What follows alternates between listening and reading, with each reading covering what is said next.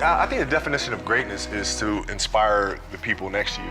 It's not something that lives and dies with one person. It's how can you inspire a person to then in turn inspire another person that then inspires another person. And that's how you create something that I think lasts forever. And I think that's our challenge as people, is to figure out how our story can impact others and motivate them in a way to create their own greatness. Welcome to the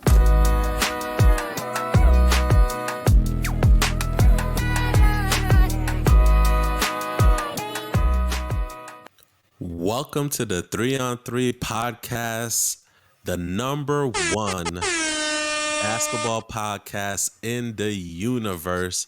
I'm your host, Hans Luder, here with my other hosts, Evan Butler Sands and Lou. Yes.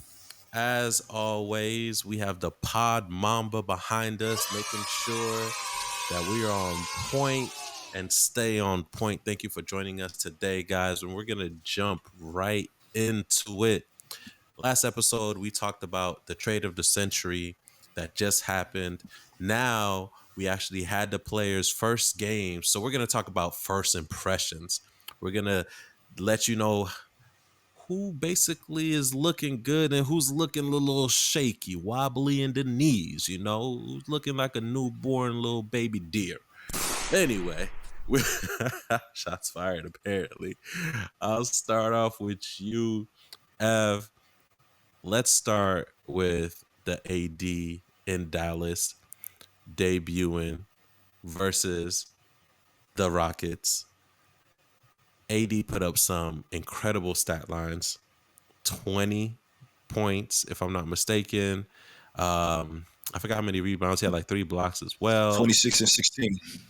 Yeah, man. This man was putting up numbers. It didn't end very well, but nonetheless, what's your take on AD? We'll start on the AD side of things, you guys, and then we'll move over to the other side shortly. If this is the last we see of Anthony Davis this season, wow, what a tremendous showing it was for the period of time that we saw it from him. A little bit of a joke there, but AD came out definitely on a mission, wanted to set the tone, wanted to show that he's here, so to speak. And it's unfair, but it's terribly ironic that we got the entire AD experience in a matter of 30 minutes. That there's no more welcome to Dallas than tantalizing performance, glimpse of the limitless possibilities with his skill set, and then him going out of the game clutching a body part. So if you're Dallas, you started very AD like. I mean, listen, that was we didn't have to wait. What's the saying? We didn't have to wait the season. Tale is old as time. Tale is old as time. So you hate to see it. For the Shams reported, it's looking at like a month right now. But what you did see in the time that he was on the floor is the reason that Nico Harrison and the Mavs leadership made the trade that they made. They see a player that could be transformational on both sides of the court to what they want to do, and that was on display from the jump.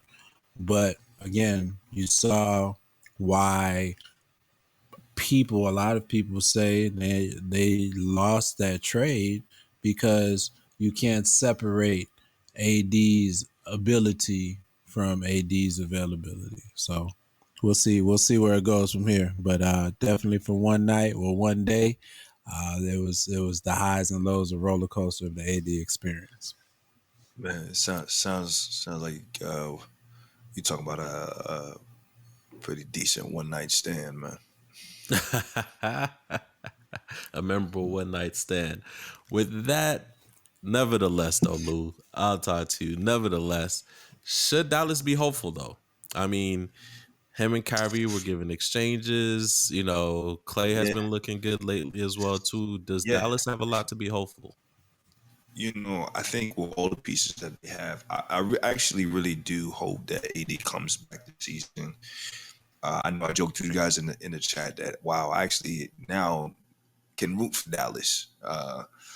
I don't personally. I'm just not the biggest Luka fan, but whatever. That's neither here nor there. But I do think that Dallas is they had some new life with AD coming there. I think he also has a particular drive for himself and wanting to make that work, just based on the trade itself. But like you mentioned, two other great pieces, two other veteran pieces on the floor that also have something to prove with Kyrie and Clay, and they have been upping their game since. And then the whole team in general, feeling like, hey, just because Luka's gone doesn't mean that we fall into the wayside. And I think they've all kind of galvanized, come together, and balled out. So I do hope that AD comes back, being able to give, a strong in that double, also coupled with, 7 assists, 3 blocks.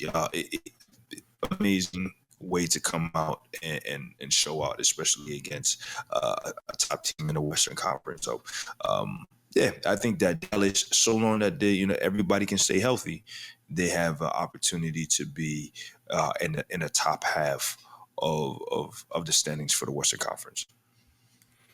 Yeah, man. I thought it was a great showing by AD. I was thinking exactly what Evan said, though. Like, I hate that he got hurt on his first game in Dallas just because he's been fighting those, fragile or street clothes rumors, Mr. Glass. essentially. Yeah, he's just been fighting that for so much of his career. And the last 2 seasons, he's actually done a great job of, preserving his body and showing up on the court.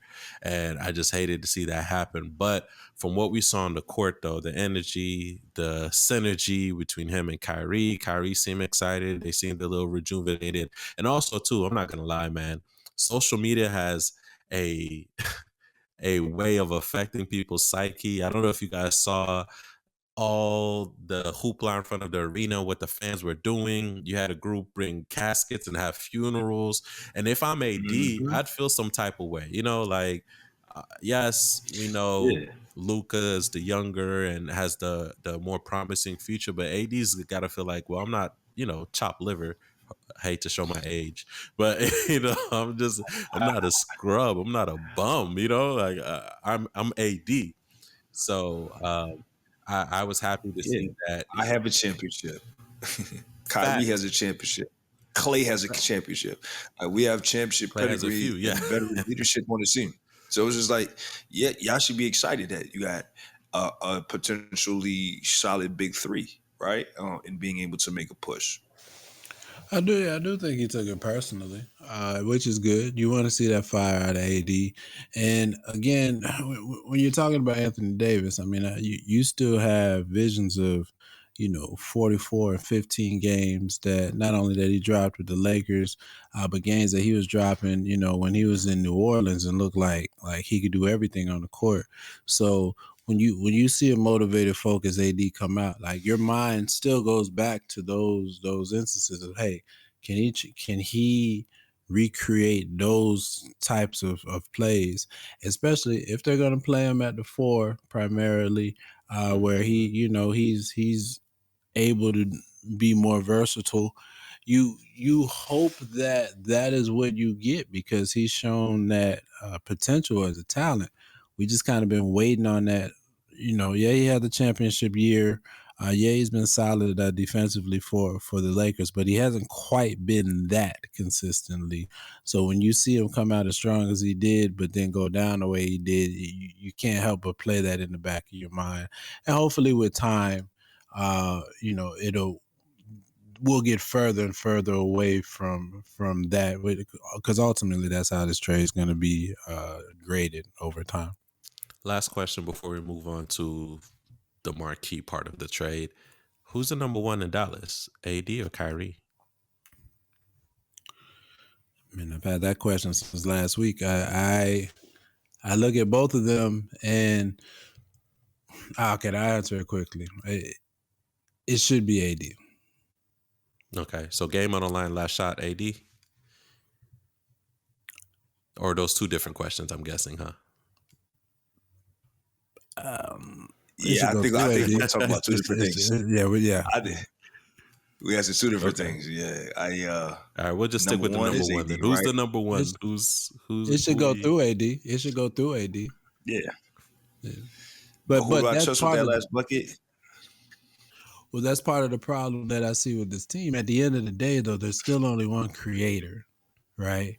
If AD is not going to be that creator, then Kyrie's the only really creator on the team, and so that's where I have concern about where they go long term, because who can create that bucket that you refer to with the shot with the game on the line? I feel you, but I think that in his showing with almost having a triple double with 7 assists shows that him now being in that fourth position gives him a little bit more latitude to be able to keep that offense moving, where he now then can also be a facilitator as well.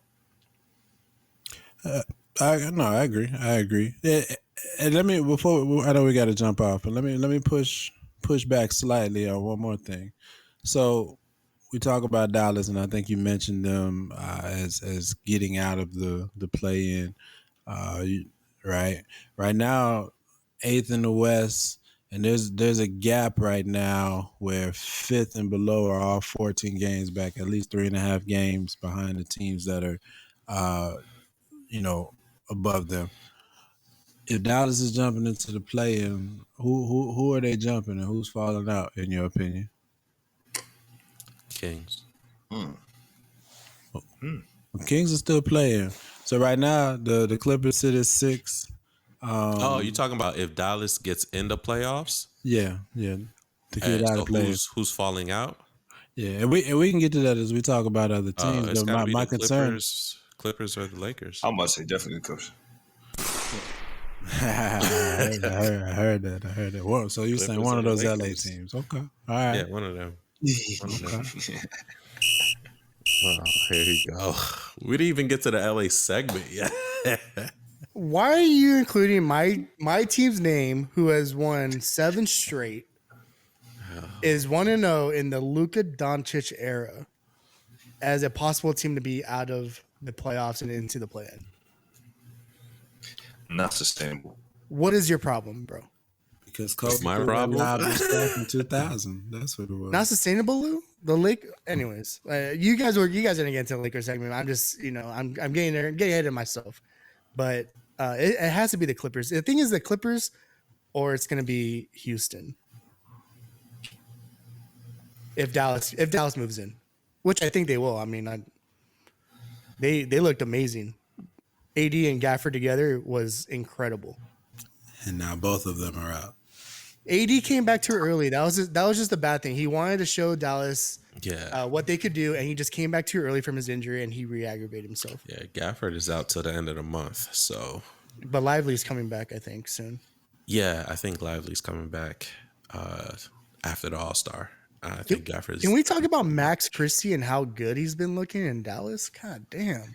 Max Christie, who is not Doug Christie's son. Yeah, Max Christie, who is not Doug Christie's son. Got it. Hey, talk about motivator though. Talking about looking to prove a point. He has looked strong. He has looked solid. I just make strong and solid there. He's looked both. And I'll say this too: that offense looks better. It's not a slow pace. It's moving quickly. It's better on the eyeballs. I'll say that. It's easier to watch. I like how Dallas is looking. Question is health. Will AD be able to get past that and come back from this? Hopefully he does. But let's move on to the part of the trade that's been electrifying the league for years. It got a spot automatically on ESPN, not because people want to see the Jazz. It kicked off a close, what's that, Houston and Baylor game that was down to the wire. Push that to the side because who cares about college basketball right now? We got ESPN 3 for a reason. Right. Luka Irving Magic Doncic is in LA and people are here to see it. I, for one, did not think the building was going to be as electric as it was just watching it from my couch.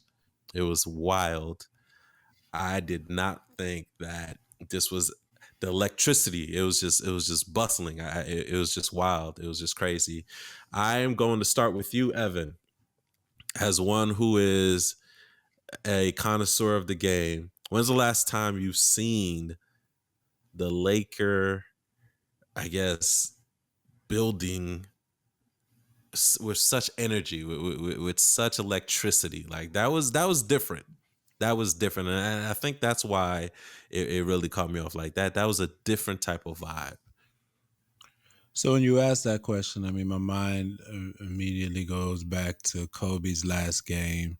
That was absolutely an atmosphere and an event, and he lived up to it. He put on a show that night. I'm sure LeBron's first net game in the Lakers jersey, early games, had similar level buzz. Had the playoffs not been in the bubble that year, would have had that energy. But as far as Luka's debut, one, shout out to ESPN for flexing that muscle. We're pulling this game in because the moment needs to be seen. Appreciate that. NBA needs to do more of that, by the way, too. I'm Absolutely. upset at I was that. about That to needs say to happen weekly. Listen, the I'm NBA was like, look, we fighting for our lives with these ratings. right. I'm looking at ESPN like, hey, you need to do that more often. Yeah, come on now. And shout That out. was an NBA call, not necessarily ESPN. You know what I I mean? know, I'm with Or you. maybe a mutual decision.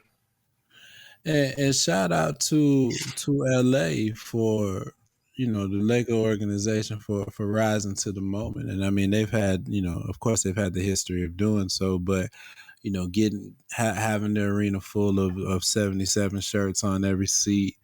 Nice little touches. LeBron letting them get introduced last and whatnot. They understand how to greet their stars. And so when you talk Very about dramatic. atmosphere, Very dramatic. But go ahead. yeah. Well, when you talk Well, they about call the Showtime atmosphere, Lakers for a reason. I'll give the Lakers this. They are a combination of Knicks crowd and Heat crowd. From what I mean is that Knicks crowd, the celebrity, the crowds, they're gonna show up no matter what. Heat crowd, when the team is rocking, the stars are out, right? The Lakers are kind of a mix of that. The building's gonna be full no matter what, but when it's an event, them lights are down and it's in there. It's all the way up in there. So I give them that for the event. As for the game itself, I mean, they were playing the Jazz, right? But we saw glimpses from the jump of On what, purpose. huh? I mean, listen, Pick the Jazz on purpose, y'all. This pick will the, be full. if you talk about scripts, it worked out great. But you saw in full display, even from Luka, really looking like he's just kind of getting his feet back under him.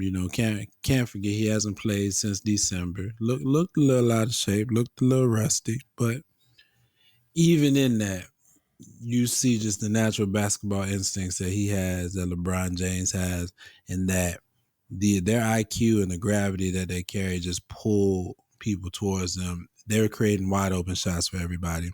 Rui hasn't had as many open shots all season. Gabe Vincent looked like Miami Heat Gabe Vincent. Jonathan Goodwin look like look like he going for a max contract, right? It's the best Jackson Hayes has looked since Texas.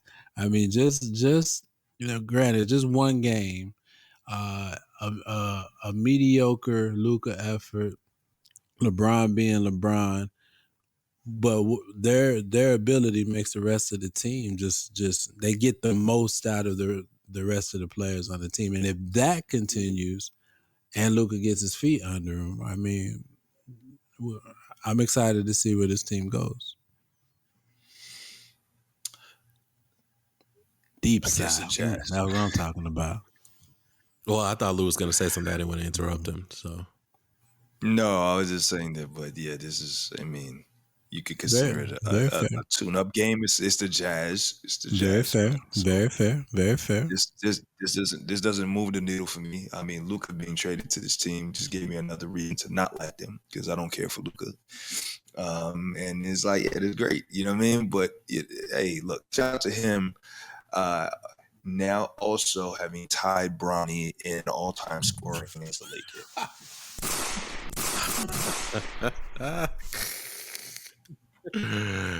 That's Laker history right there, man. That's Laker history right there. I blame myself for turning you guys into just haters instead of just objectively fact speakers on the NBA. Because now every week it's always just a shot. That's not an objective fact. I'm rooting for the Lakers. I want to be on record. That's literally an objective fact. That's not an Why won't you objective give fact. them credit because they played the Utah Jazz, Lou? Are they not an NBA team?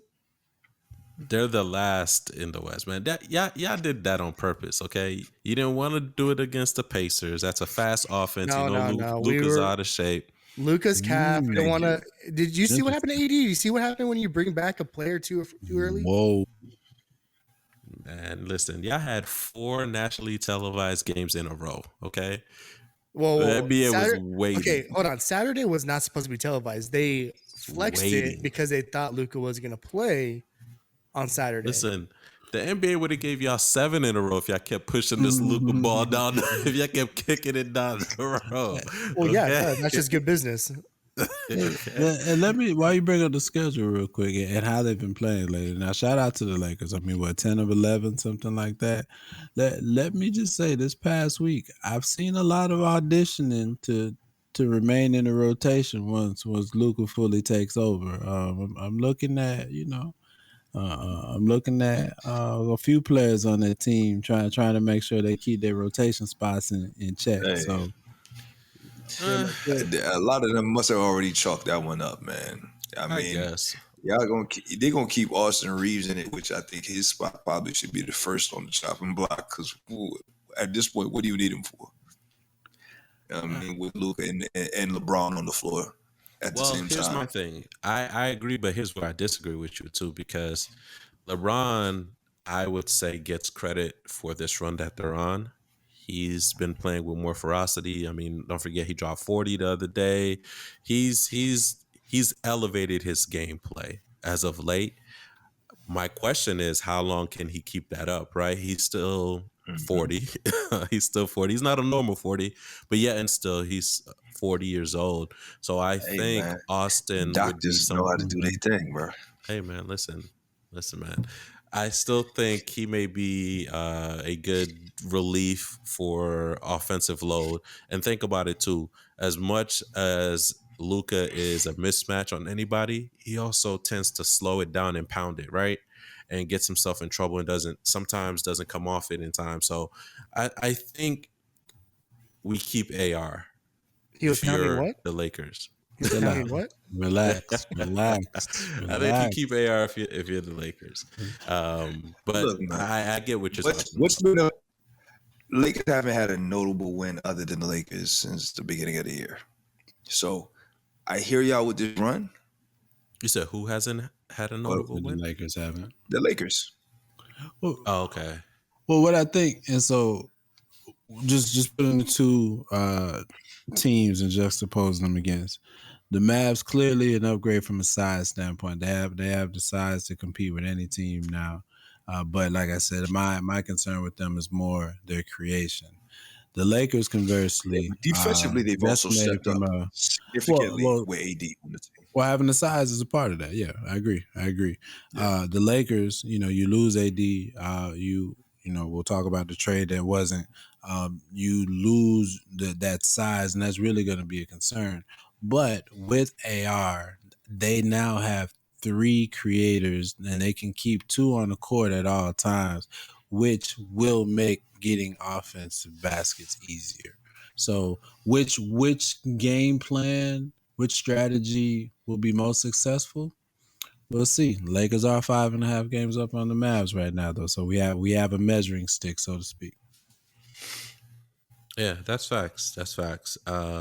What I'll say is this. I do like what I'm seeing from both teams.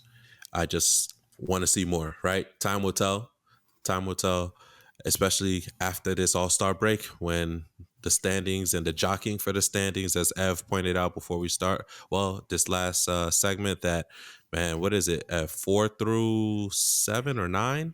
The standings are real.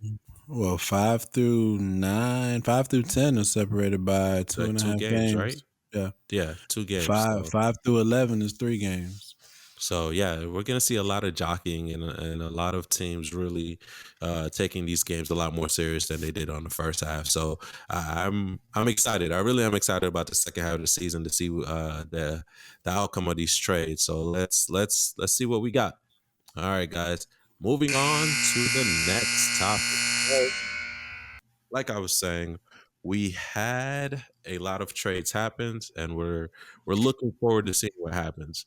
We had the Jimmy Butler trade. He is now a Golden State Warrior. We had a De'Aaron Fox trade, who is a San Antonio Spur. We also had Zach Levine. He is a Sacramento King. Who else am I missing? Kind of big notable trades. As far as, depending on where you're at with DeAndre Hunter being a Cav now. No, I think that's a big solid role piece. They stole that. I don't know what Atlanta's doing. I don't understand it. I don't understand what Atlanta has going on. At all, bro. Somebody needs to sit me down and talk to me like I'm a 5-year-old to figure out what Atlanta is doing. But I appreciate it. Keep ticket prices low so I can continue to get in there. So I'm all for it, baby. Go Hawks. Listen, and I'm all for Yeah, it. you something else, bro. Listen, man, I'm just saying, bro. I'm all for it. I'm trying to get into these NBA games, man. Inflation is real, bro. They Hey, taxing. it's a fact. They're It's a taxing. fact. But let's talk about this Jimmy Butler. Since it was the one with what we thought anyway was going to be the biggest trade, right? It's crazy how far removed we are. Remember what, maybe less than a month or maybe a month ago, this was the biggest thing as far as trades, and then De'Aaron Yep. Fox, and then Lakers and Dallas said, "Hold my beer." Here we are. Word. But nonetheless, Jimmy's out here. I know we definitely had our reservations. He was on the court. I think up till we're recording, he's played 2 games with them. They just had a game against Milwaukee. They're looking good. I'm not gonna lie. They're looking good. The offense is moving a little better. But for me, and I'll let you guys speak on it, I don't think this puts them into high playoff contention. I don't see them as the high-powered Golden State Warriors that they used to be. At the end of the day, you're going to need a lot of firepower to compete in the West, and I don't see Golden State as having that. Jimmy's that guy, don't get me wrong, but I think what you have is a lot of veteran presence now on a team, in addition to two creators. And I keep getting back to this creator thing. Steph didn't have it. If he struggled, they just weren't going to win. Now you have another player that he can actually play off, that is a very smart basketball player, and whether it's scoring or it's setting other people up, he's going to fill in whatever holes that you have. It's been 2 games. We got to see, will Jimmy maintain on his best behavior? But I definitely think at this age, he is looking at, okay, playoffs, how far can I advance in the playoffs? When I look at this team, and if granted they make it out of the play-in, it's going to be them up against a younger team. The likelihood is they're either going to be up against OKC, Memphis, Or Memphis. Houston, right? Or Houston. Now these young teams that haven't done it yet, they're standing there with Jimmy Butler, Steph Curry, and Draymond Green on the other side of them. One team definitely isn't going to be scared to step into that fight. So I'm actually to see how this team goes going forward. Well, here's a big difference that I'll say with that. When you talk about those young teams, right? You run into Houston. Yeah, they have the youth and experience, but they're very well coached, right? Which is going to be an advantage for them, right? That's going to help kind of try to balance up some of it out. But I think if it comes down to a 7-game series, I see Golden State edging them out? Probably. I think they could, but it would be a full 7-game series. When it comes to OKC now, they're young, but they've been here before. and they're also well coached. So I think you have an issue going against OKC, a team like that who, you know what I mean, they're going to, and then having Chet come back, it's going to be a long day in the office. So if it was like, hey, we run into them, I see them edging them out. And then similarly with Memphis. Memphis is a young team, but they've been around the block before as well. So I do like what I'm seeing with Golden State with Jimmy there. You made a perfect you know what I mean, statement in terms of how Steph has another smart basketball player that also can contribute on offense. So now it doesn't all fall on Steph's shoulders. So hey, Steph can get off into his game like he was able to do when Splash Brothers were, you know what I mean, alive and well, and having another guy who can get to it, and also what Jimmy's also able to bring on the defensive end as well. So interested to see how this pans out. Is this a championship contending team? No, but they're gonna make for good basketball. So I'm looking forward to seeing it. And let's be honest, we all just want to see Jimmy and Draymond as much as possible to see Box it out. how it's going to work. You know, how's it Release going that to work? footage. Release that footage. That same guy that released the pool footage. Release that footage, please. We need that.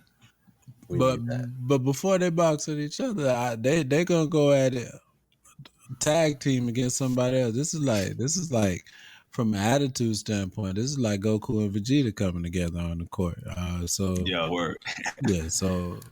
I can see them. I can see them barking at players together. It's gonna be must see TV.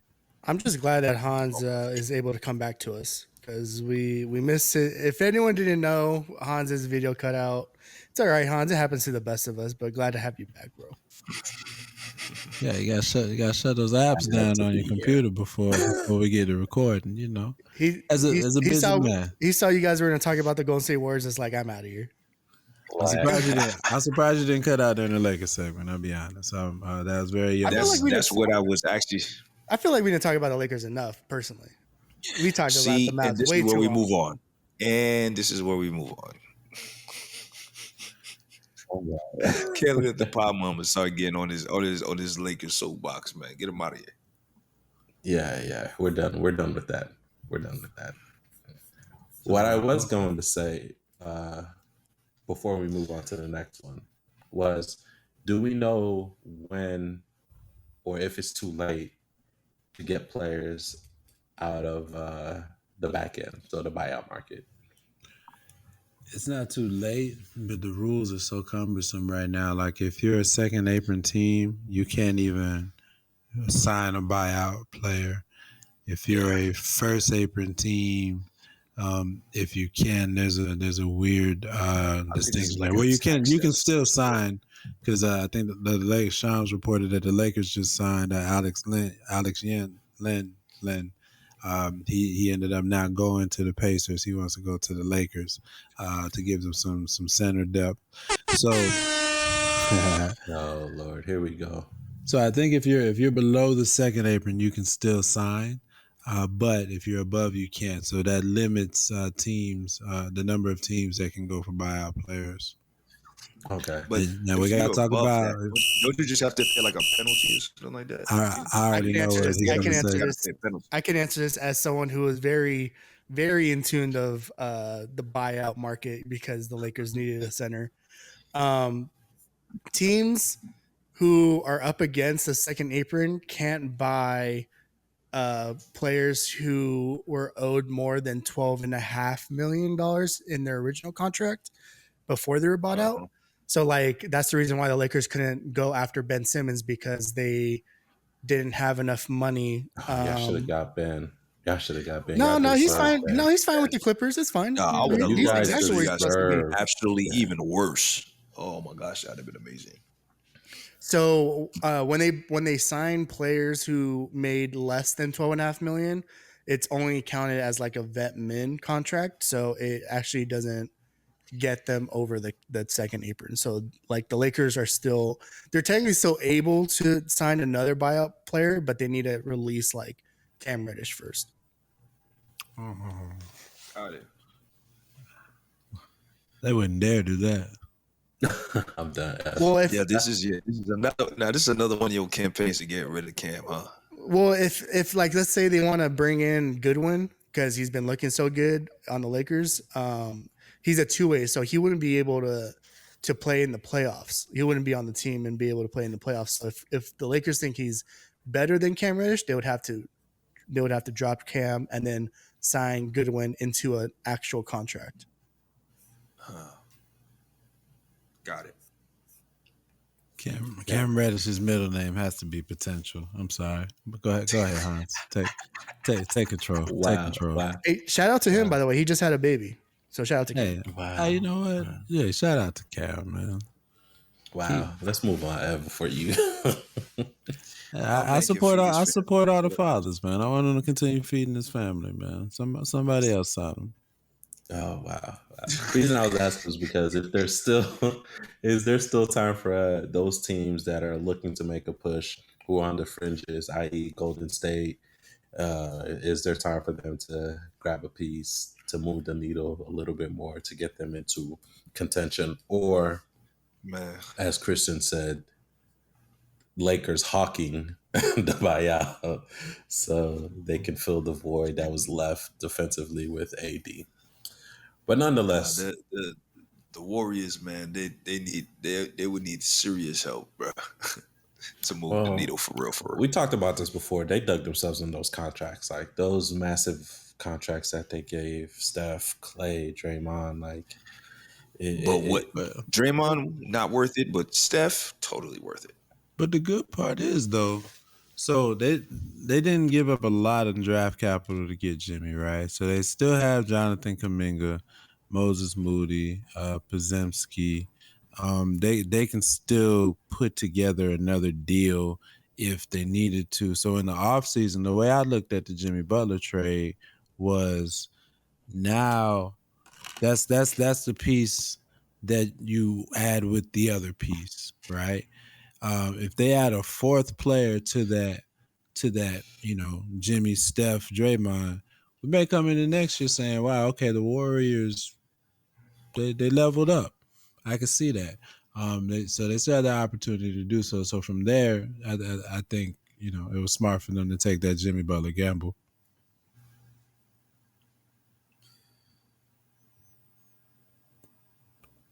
Lakers as well, just from the standpoint of I don't know if we want to talk about it now, but the trade that didn't happen. So I don't know if you want to cue it up or one of y'all, but I will talk about the Charlotte fleecing. Oh, Absolutely. So the Mark Williams. Yeah. So they traded. So, go ahead. Traded Dalton Connect, Cam Reddish, the 31 first rounder, and a pick swap in 30 for Mark Williams. Then comes to find out he fails his physical, so they rescind the trade.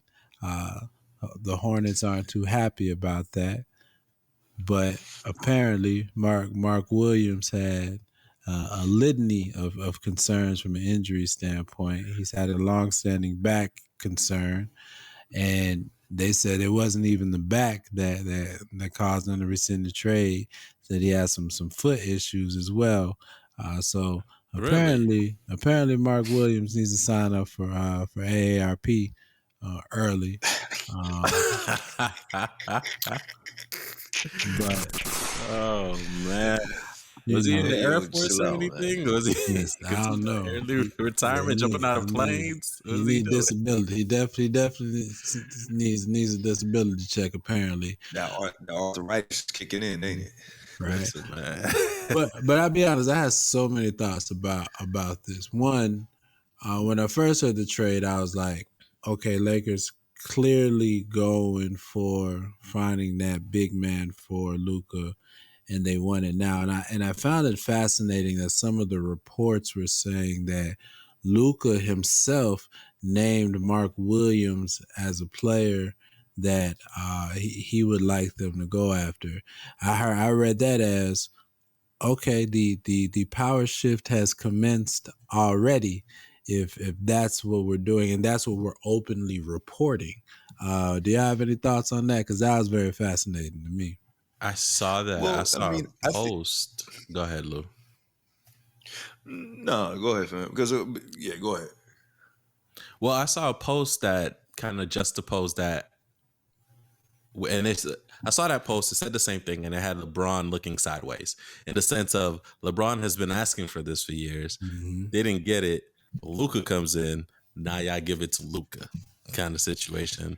And to me, kind of symbolizes the passing of the torch. You know, who we're planning to build around moving forward, et cetera, et cetera. Do I buy into it?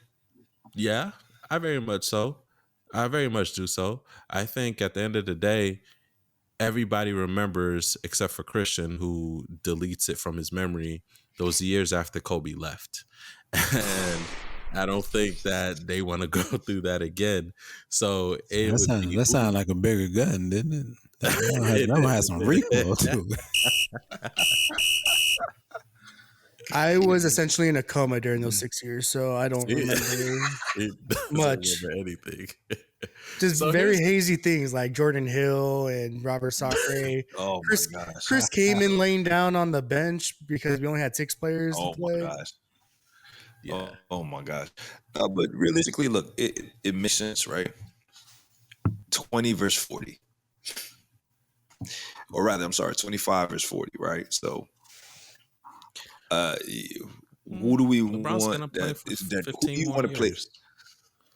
now on the Lakers? Lou Tell you that much. didn't get the news. Okay, 23 plus 77 equals 100. All right. Hey. That's how many points they scored? Let's go. Let's go. Listen, So, man. Or is that how many points that we expecting Bronny to score? Never mind. The Lakers brought in Luca to build around LeBron again. Okay, that's the post. All right, Good luck. that's what's happening. As they said in the infamous line in the movie Taken, good luck. Good luck. Good luck. Good Well, luck. But go no, ahead. go ahead. Well, I was gonna say back to your original question though. I do think it does signal a passing of the torch and the Lakers focusing on getting and maximizing and optimizing their trade with Luka, so that because everybody has essentially come to the same conclusion, right? Dallas Dallas made a move for right now. Lakers made a move for the future. But the Lakers don't want it to be too far in the future. So they're starting to move pieces to, at least be competitive, at least be in the standings in the playoff race, which to their credit, they are right now. I know Lou affectionately calls them playoff poppies. So right now they're still in the playoff running. So I think they're trying to build for the future, but not that far out. I think they're thinking 2-3 years, not 5 or 6. Lakers will end up an 8th seed or below when it's all said and done. Put it on wax. Take that down, Pod Mamba.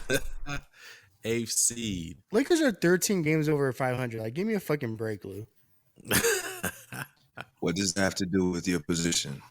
The Lakers have been the best offensive team in the last 10 games. You don't think they're not going to continue Who did they to play in be the in the last top 10 games? 4? Oh, Who did they in the last 10 games? See, why does Lou like to put me on the spot? Now I gotta look this up just to prove a point. I looked at it. I already know. I'm just saying. Like, yeah, I told you had only one notable win since the beginning of the year. Ooh, the That was against Knicks, Clippers. the Who Celtics. else? That was the one notable win that you had Celtics? at the beginning. Since the beginning. Just They didn't beat the strays all Knicks since the around. I beginning of the feel year. you, Lou. Warriors twice. Come on, Christian. The Now, Christian, Warriors is a I'm calling you notable out team. now. That's what I'm saying. You can't hate on the Clippers and hate on the Warriors and count them as notable wins at the same time, Christian. Which one is it? Yeah, well, Clippers are a yeah, 60 team right now, so they're considered a good win until they're in the play, But and then there's they're still not a good bums win. in your eyes, huh? It just all depends. It all depends on where they are in the standings, whether they're a good win you or see not. this guy? You see this It's guy? only up from here though. They just This picked guy. up Ben Simmons. It's over. Oh man, they picked up Ben Simmons, man. They locking everybody down, man. It's over. I'm gonna mute. Clippers I'll winning. end this podcast. I swear to God, I will. The Clippers winning the chip. Call it right now. Hey, did you guys see what Kevin Love said? What did he say? Yo, Kevin Love has been one of the most funny people on social media with all that's been happening, bro. So February 7th, 2015, Evan, when Kevin Love was on the Cavs, LeBron subtweeted him saying, "Stop trying to find a way to fit out and just fit in. Be a part of something special. Just my thoughts." Right? Right. And then yesterday, LeBron says to Luka during the huddle before the game started, "Luka, be your fucking self. Don't fit in, fit the fuck out." Why is he gonna do Kevin Love like that? Two different players. Two different players, all right? Don't you besmirch the name of Kevin Love. He's an NBA champion. Okay. Kevin Love Even- says he went on to say in his Instagram post, "Punch in the air right now. Just my thoughts. Hashtag 10 years later, still a hater. Hashtag hurt my feelings." So that right there is the difference in how you treat the third player in a big three and the first player in the big three. Kevin Love knows now you sit at the Chris Bosh table, not the Luka Doncic table. And that's all right. Hey. He's got to ring the show for it. Listen, man, he's chilling, living his sunset years, man, in Miami. Nice Absolutely, weather. man. He's living his life, man. I hear showing Bam post moves that From he'll the never cold of understand. Minnesota. Yeah, Right? He won his career. Absolutely. he did. All right, y'all. Let's move on to the final topic, the blazing hot teams. There are a few teams out here in this association that are on win streaks. We talked about the Lakers. Where are they? 9-1 Pod Mamba right now. So we talked about them. Last 10 games, they're 9-1. Yeah. Yes, sir. They're 9-1. The Denver Nuggets, man, 7-game winning streak, 7-3. People ain't been talking about these Denver Nuggets, man. They are up in the standings. They're a 3 right now. They recently just beat my Blazers, who were on a 7-game winning streak. We're gonna stop right here. We're gonna pause the podcast right here. Right now. All right. So listen. I need people to put some respect on my Blazers name. Okay. The only reason we're so low in the standings is not because of lack of talent. It's because of lack of health. DeAndre, curse word Athan, cannot stay in the lineup for anything. If you notice, we start winning when people get back healthy and people are in the lineup consistently. Okay, that's the thing. Yes, we're not the best team, but I don't think our record reflects our talent. I believe if we're at full health, we'd be a strong 9-10 team, man. I'm just saying. I'm just throwing that out there. We'd be a strong 9-10 bottom of play-in team. That's all That's I'm saying. Look who we beat. Look who we beat. We could talk about it. Go ahead. You done with your moment.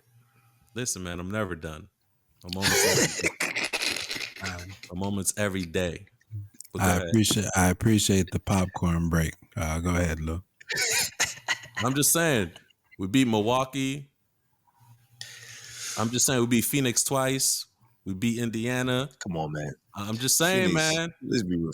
Phoenix isn't a real play, but I give you Milwaukee, even though we know Milwaukee. We beat them with Giannis and Dame. I'm saying, I think we all can agree that Milwaukee seemed like some frauds. All right. So I'm not going that far.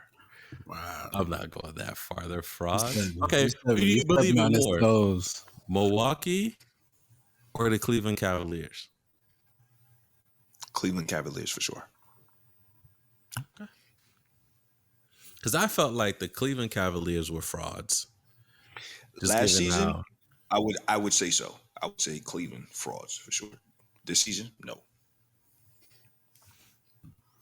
I believe in Cleveland. I don't think Milwaukee is a fraud right now. I think they are exactly what they are. I don't think they're top 2 or 3 in the East. You know what I'm saying? I think they're 5 or 6, which is where they're at. So I don't think they're fraudulent right now. Do you guys think that the DeAndre Hunter trade put the Cavs over the top? It definitely gave them a piece they've been looking for 5 years now. And I'm it's just got curious as to why we had this headline at the bottom. Oh, listen, I was gonna say, there's some petty What sources was out the there reason? now. Some petty Breaking sources out news: there. the Bulls are 3-7 in their last 10 games and have lost 3 in a row per sources. Per sources. Per sources. I'm just I'll say tired of this Lou much. talking crazy, asking who have you played the last 10 games? Like, motherfucker, who have you guys played the last 10 games? 3 and We are 7 not good. last. We are not good. Go and give Lonzo another extension. How about that? We Oh are not good. gosh. I'll say this though. I put the Cavs as number 2 in the East. I'll put them over the Knicks. Just Wow, because. everybody's catching strays. No. And there's no disrespect to the Knicks. Ev, I gave the Knicks credit. But I think this trade though. I went back and listened to it 5 times. You did. See, I did, and I think the Knicks is super strong. I really do. But I also think, which is what we should be talking about this segment anyway. This game with the Celtics also showed a problem that we have talked about and a concern that we have talked about, that Cat often kind of disappears in big moments at times, right? So I do think. I don't remember us talking about that. Oh, I talked about it. Continue. Okay. Yeah, you Okay. probably just tuned it out. I talked about it. So the big meow. We be talking like just throwing out just random. Yeah, we're talking about that. We didn't talk We did about talk that. about it. But I talked about it. continue. Me, Lou, and Christian talked about it. I don't know what you Okay. were doing. You're probably eating popcorn again. That's what was happening. I But mean, all I kept hearing Hans saying is this: there was a word that Plies would say, and it was associated with a Saturday. Um, that's every time I hear Hans say the big meow. That's all I keep hearing. Sweet. So listen, man. That's why I think the Cleveland Cavaliers are. I think they're legit number 2 in the East right now. I think they've earned it. They've beat Boston. They've beat big teams. I think they've earned the spot to say they're number 2. Now, what will happen in the playoffs? Who knows, right? Because we know there's a difference between a playoff team and a regular season team. Some teams are just built, to exceed in the playoffs. So we'll see, and that's been their Achilles heel, i.e., the playoffs. What I respect about Cleveland is that they've gone all the way in. They've seen the success that they've had this year, and they said, "Look, our window's right now. We've got to maximize it." DeAndre Hunter fills that 3-and-D role that they've needed out of that spot now for 4 years. Is he consistent? No, he's been a frustrating player in Atlanta. But the last few months, he's been hitting levels that are tapping into the potential that folks saw with him when they drafted him as high as they did a few years back. So what Cleveland is gambling on is that we can continue to get the best out of him, excuse me, without putting him into positions to where the worst aspects of him come back. He's an upgrade over Strus. He's an upgrade over what's his name, Okoko. So yeah, he rounds out their starting 5 tremendously, and yeah, got my radar up. I'll say this, and you're gonna disagree, of course, because look what you're wearing. They are they're a less flashier you guys, Knicks, in terms of maximizing what they have and going all in, right? Because if you think about it, a couple years ago, the Knicks were kind of teeter-tottering, right? You guys were on we're playoffs, but we're no playoffs. You get what I mean? Like, where are we? Middle of the pack. We could either rebuild or go all in. So Cavs were in the same thing. They did it. They didn't have as big as, the names like you guys have, but could one argue who got the most out of going in? I was trying to turn this into a Portland joke, but I don't want to. It's okay. I don't want to go that far. Kick us while we're stretch down. in It's the okay. It's all right. Nah, you're good. You're good. I mean, I can see it. I think that, so to flip that onto us, you know, we've had two prime games here in the past month that I really circled on the calendar as litmus tests of where we are. The Celtics game this past weekend definitely being one, and we talked about the OKC game a month ago. The concern I had with the Celtics game this past weekend is that the Celtics just controlled us from the jump. And, you know, for the strength of our defense supposing to be our wings and specifically geared up for that Celtics series against Tatum and Brown, when they're able to be as successful against us as they were, you know, you look at that and you say, okay, we're gonna have to go back to the drawing board some with what we come with if when we meet this team in the playoffs. When you talk about Cleveland mixed in there, that throws a wrinkle to it, because you've got this team that's looked dominant all season and is now added a clear strength to a position of need. Yeah, it concerns you as a Knicks fan of what we're going to be facing come playoff time. This is a sidebar. Are you worried about the depth of your team at all? No, actually. We've been playing. So Campaign has looked. I mean, he's looked great in his role. Deuce has looked great in his role. Shamit and I'm blanking on the center's name. Both look great, you know, in their roles. What concerns me is we keep talking about once we get Mitchell Robinson back, our rotation is going to be complete. And that's like 4. That's like waiting to see the Loch Ness monster. So he's Zion. Got it. Yeah, man. He's Middleton. He's Middleton. You know that's the concern is he's gonna be Middleton once he comes back. If that makes sense. Right. So not only are we waiting for him to get back, I mean, every Knicks chat that I hear is, you know, once we get Middleton, once we get Mitchell Robinson back, like the amount of times I've heard it, it's like guaranteed not to go well, because I keep hearing it. So that's my concern from a bench standpoint. I say this though, I am looking forward to the Cleveland matchup I got coming up on the 21st of February and the Celtics again on the 23rd to see where you guys are really at. It's gonna be big. Definitely nationally televised game. So we'll see. I mean, you guys did lose to Cleveland on your first game, so this is something that you guys will take personal, as you always do. You guys bounce back, so I think it's going to be a playoff style game. So definitely can't wait to see it. All right, guys. As always, thank you for joining us, and check us out on the socials, because without you, we would not be the number one basketball podcast in the universe. So we appreciate it. Continue to support us. Check us out on YouTube and on our socials. We will see you guys next time. Peace. What's up, guys, and thanks for listening. I want you to do two things for me right now. One, give this episode a thumbs up, and two, be sure to subscribe to our channel. You can also follow us on all the socials at the 3on3 Podcast, and send us an email at the 3on3podcast@gmail.com. We appreciate you, and tune in next week.